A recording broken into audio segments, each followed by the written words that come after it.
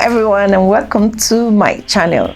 If you're new here, this is Property Doctor Show, the show that brings to property owners and property users the easiest remedies to maintain your homes, to manage your homes, even to acquire property.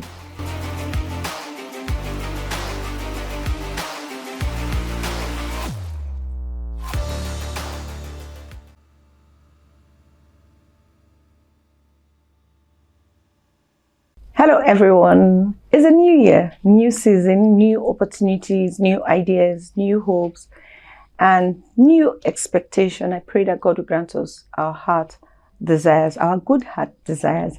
Thank you for joining me on the program, Property Doctor. I want to thank all my fans, my friends, my family for always being there. On Property Doctor, we talk about how to acquire buildings, how to maintain buildings, and how to manage our buildings and build assets through investments. You know, like I said, it's a new beginning again. We need to plan something positive so that this year we can have build up of our asset. We have a number of interesting topics. We have topics like on safety, on management of buildings, on acquisition of buildings, and maintenance of buildings. So many things that you need to talk about on buildings. But today we'll be looking at the safety aspect of buildings in our homes. We need to be very careful so that we can save lives. I will be dedicating this particular episode to my dear brother who passed on last year, Dr. John Onimsi Amunega. This is one of the problems I try to talk about in buildings, and unfortunately my brother was involved in this particular accident. We'll be talking about managing fire accidents in our homes. Recently, we talked about kitchen fire in one of our episodes, in managing household emergencies. But fire accident can occur from any part of the building. And I would like to run through kitchen fire for safety purpose. You can do a lot to prevent kitchen fire, although you can't remove every possible source of a kitchen fire because you need heat to cook in your kitchen. But you can minimize the risk by removing the hazards and maintaining your kitchen to keep it safe. You need to keep your appliances serviced, cleaned, and always in good condition. That means they're always in good shape. Clean out, like something like your toaster, you need to clean it out so that you don't cause problem for yourself. You clean your microwaves, you clean your blenders, make sure that your oven is clean, and unplug any appliance you're not using. You need to unplug them from the socket, like your toasters, your ovens, your mixers, your blenders. Make sure that when you're not using them, you keep them disconnected from the socket. And if there's any wiring problem, or maybe there's a problem with the wire, try to fix it so that you don't have electric shock. Or if the thermostat of the oven is not working, try to fix it. Don't leave it till another day. A fire problem can occur.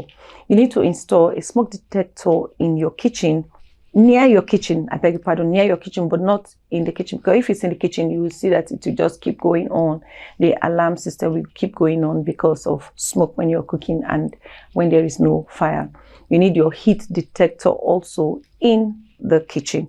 But we always use fire in the kitchen because we need the heat to cook. So you try to be careful. Use caution when lighting your gas burner or your stove, your kerosene stove. You need to follow your manufacturer's instruction. Don't use metal in your microwave because it can cause sparks in the microwave oven and seriously damage the microwave and even affect the person using the microwave at that particular time. You will also try not to overfill your pots or your pans when cooking with oil or grease so that it will not cause problem. There will not be overflow and it will cause fire outbreak, because when the oil spills on the fire that you're using to cook, it can cause another problem for you. Instead, use a bigger pot. Now, wipe up your spills in the kitchen and don't cook on a dirty stove or dirty gas cooker. Now, clean your ovens, clean your grease buildup anywhere in the kitchen so that it doesn't cause another problem for you. This is just a rundown on your kitchen, keeping away your kitchen fire or anything that can cause fire inside your kitchen. Now, when you're cooking as women, sometimes even men, when you use your house coat or you wear your long sleeves, especially silk or satin, and you're cooking in the kitchen, you have to try to roll up so that it doesn't catch fire when you're cooking, because this can cause problem for you in the kitchen. Roll your beautiful clothes, your satin, your silk, roll it up when you're cooking and keep yourself safe. You need to fight to save your life. Always be alert to keep your life safe. Pay attention to whatever you're doing in the kitchen. Whenever you're cooking in the kitchen, pay attention to your cooking so that you don't cause problem for yourself. For instance, if you don't pay attention, maybe you are watching a movie, you can get carried away and you forget that you're cooking. And if there's a problem in the kitchen, you may not even know at all. Or maybe long calls, you receive a call in the kitchen and you stay there for a long call. It becomes another problem. You can get distracted. So try to keep yourself safe in the kitchen. All your kitchen towels, your paper towels, please keep them safe away from fire so that you don't cause another class of fire accident in your homes. Now, we talked about fire a lot. I talked about keeping fire away from our homes, from our buildings, and we have a lot of episodes on managing fire accidents and so on. So please try and stay safe. It's better to be safe than to go to the hospital to get better or to treat yourself from fire accidents or burns.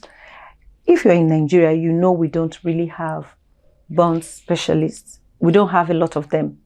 We don't have burn nurses. We don't have those people that can take care of you. We don't have that facility. So you have to be careful so that you keep yourself away from fire accidents. Now, the reason I listed out some reasons why you should keep yourself safe from fire accident. The first thing I'll be talking about is, if there's a fire accident, you can have total loss of goods and properties. And the worst is the loss of lives. It is so painful for the burn victim. If you have somebody who has gone through fire accident, you understand what I'm talking about. The pain, even just hot water pouring on your skin or hot oil or whatever mistake you have, you know how painful it is, not to talk of having somebody who is considered as a burn victim. It is very, very painful. So imagine the pain after losing goods and properties. You have pain all over your body. Now, it's expensive to treat. It's not easy to get the drugs, the injections, the drips and all that in the hospital. I know you wouldn't want to go through all that problem. We don't have enough experts, the burn specialists. You go to some hospitals, they don't even know what you're talking about.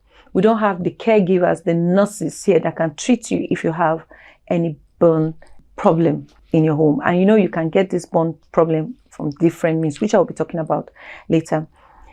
We don't have burns hospital, specialist hospital in Nigeria. I think in Abuja, we only have the one in National Hospital, and I don't even want to talk about that place in this episode. It is a place I will beg you not to visit, not to go there at all. You will not like the experience if you visit the hospital. You will not like the experience. So please keep yourself away by being very careful in your homes. Avoid the hospitals because they don't even have enough ICUs, that's intensive care units. Many hospitals cannot treat burns and we don't have enough ICUs. Some hospitals will even tell you they cannot take you. So please don't go through that problem at all. Avoid the hospital. Avoid anything called burns. You may get infected. Even when you get to the hospital, you may get infected. That is, you have the money to take care of yourself. You have the intensive care unit, but you might even have a problem of infection right there in the hospital. So what do you want to do? And if you get infection, it is a terrible thing. If you can survive all these problems, what about the scar? So these are the reasons why you need to keep yourself away from fire accidents, not just at home, everywhere. Try to keep yourself safe. I've been talking about fire accident from the kitchen. What about other parts of the home? You can get fire accident from different areas of the home, from electric shock, from fuel explosion, kerosene explosion, gas explosion. You can get fire accident from different areas. So please try to stay safe.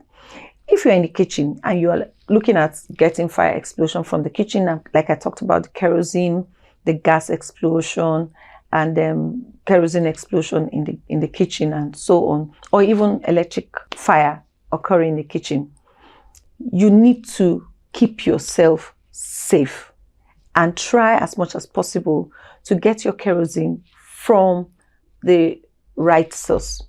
Get your kerosene from the right source. Then make sure that you don't have any leakage in the pipes of your gas, and you don't leave your gas on. Your gas cooker, don't leave it on. And make sure that your gas cylinder is outside. Try to be in control. Check yourself properly. Check your home properly so that you don't have a gas explosion in your home. It is important that our sense of smell works very well. But for those of us who don't perceive very well, you need a smoke detector. You need something that can help you detect whether there's even a carbon monoxide in your home. And if you cannot even afford any of this, make sure your kitchen or your home is well ventilated, or you put an alert system on. If you cannot have ventilated kitchen, open your doors. That is before you start cooking. We had an episode where we talked about why we must keep our kitchen open, our windows open. This is one of the reasons, so that you can at least let out any gas buildup or whatever that has built itself up inside your kitchen when you are not aware and you cannot perceive any smell. You would have let something out and you can still be safe.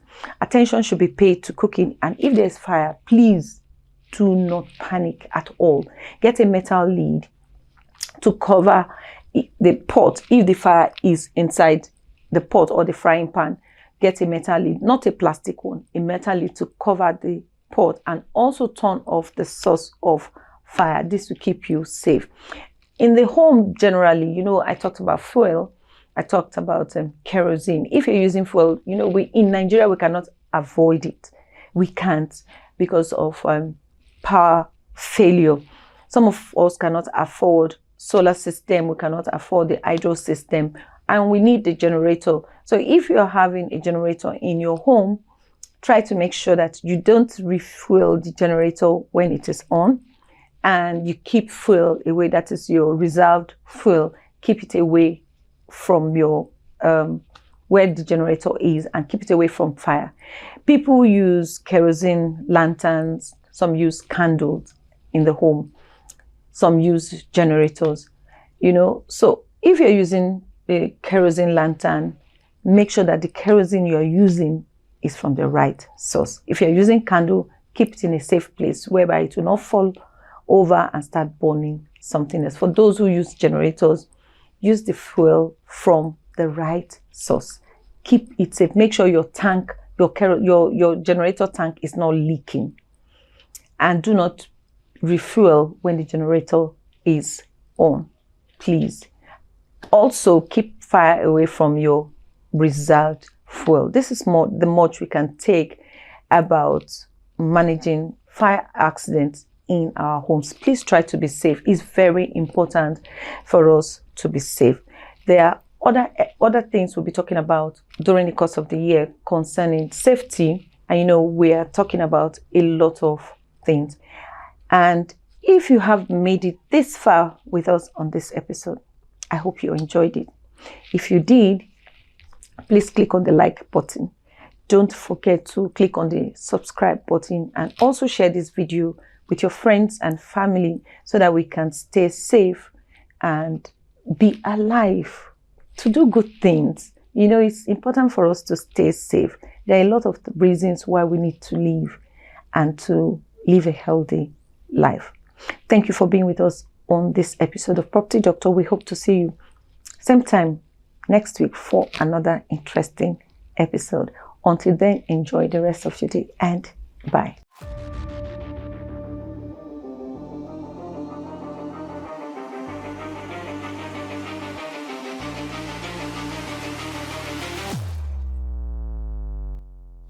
Hello everyone and welcome to my channel. If you're new here, this is Property Doctor Show, the show that brings to property owners and property users the easiest remedies to maintain your homes, to manage your homes, even to acquire property.